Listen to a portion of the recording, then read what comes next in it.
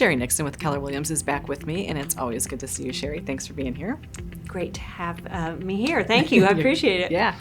So today we're going to talk a little bit about kind of what to expect, what to look for when you are looking for a realtor or a real estate agent. So let's start there, though, because those are two different words. Right. And some people might not know they mean two different things. Yes, So yes. tell us about well, that. I know it is confusing Yeah. because all realtors are real estate agents, yet not all real estate agents are realtors. Okay. So to be a realtor, you do have to belong to the Realtor Association, and that is an association that holds the real estate agents to a higher standard and a higher standard of ethics. So if you are going to choose a real estate agent, make sure they are a realtor. So a realtor. Mm-hmm. Yes. So as you are, of course. Yes. Yes. So tell us a little bit, though, when somebody is searching for the person that they're going to work with, either to list their home for sale or that they're looking to buy something, what are some key things they should be looking for in that person?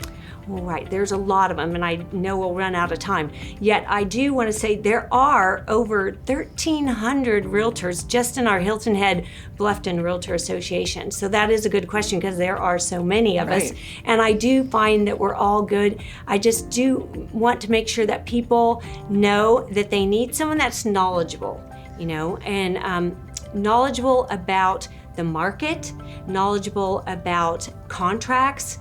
And I know there's some agents that maybe aren't doing it full time.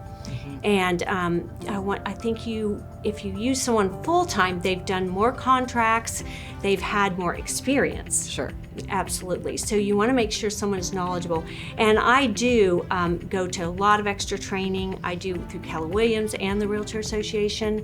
I do local training, regional training, national training, and that helps. There's a lot of topics that we need to know about. Right. And it's an ever-changing industry. Absolutely. And especially right now, when we've got all kinds of different protocols going on with Right. the pandemic, to what you can do and what you should, how you should Right. show, and all those kinds of things. Right. So And you need someone knowledgeable. Yeah. And then two, you need someone that's a good negotiator, because that's a big part of it.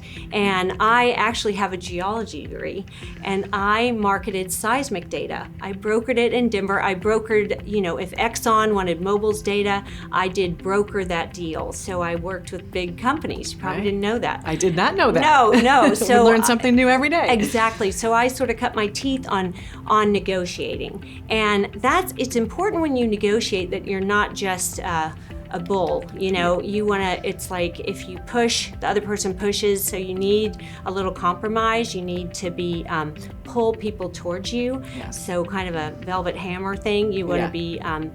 You want to make sure you're always looking out for your client's best interest. So I like that. And that's another thing. You want a realtor that's personable. And it's not only because you're driving around in the car with them all the time.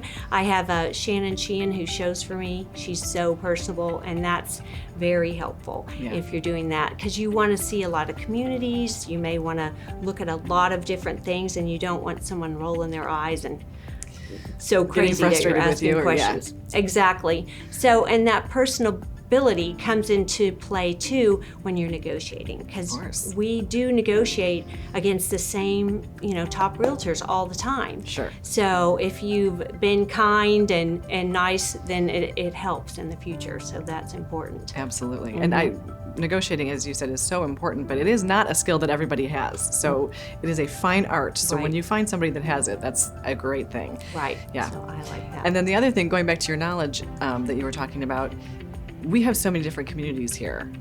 And so having a huge knowledge base on those and what might fit your client is really important. Right. You do have to know that because everyone is different. Yeah. And you need to be patient yet knowledgeable, because a lot of people, it doesn't matter the house.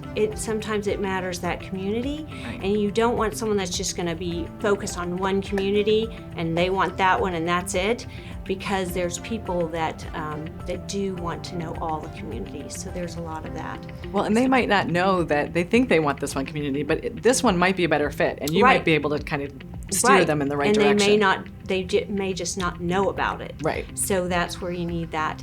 And two, and I'm not sure if we're almost out of time, but I do. About 10 seconds. Okay. All right. Well, we can talk about other things next time. Yeah, sounds good. Well, thank you, Sheri, for giving us that knowledge base on what to look for in a realtor. Make sure you're looking for a realtor. Yes. And we'll see you next time. All right.